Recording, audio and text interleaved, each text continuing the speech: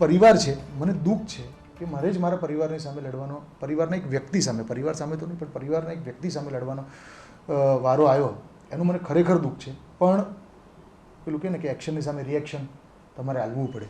આજે સાવ ખોટું મને કન્ટિન્યુઅસ ટાર્ગેટ કરીને બદનામ કરવામાં આવ્યો.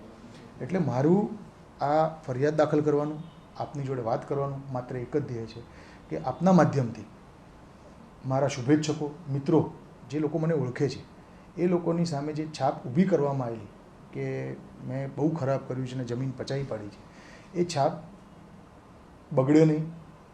સાહેબે જેસીબી મોકલીને તોડાયેલું છે, બરાબર છે. તમે એના બધા સાક્ષીઓ, મને તો પછી તમે બોલાવ્યો તો મારા ઉપર કેવી રીતના ફરિયાદ કરી એ હું કંઈ જાણતો નથી. આ જ ગર્વ છે કે મારા લોકો માટે આજ મારા પર એફઆઈઆર ફળાય કે મને કોઈ પ્રોબ્લેમ નહીં. કેમ કે મેં જે લડત આપી રહ્યો કે જે કરી રહ્યો, બરાબર છે. આ લોકો એવું કે ભાણજીભાઈ તોડ્યું, મેં તોડ્યું નથી.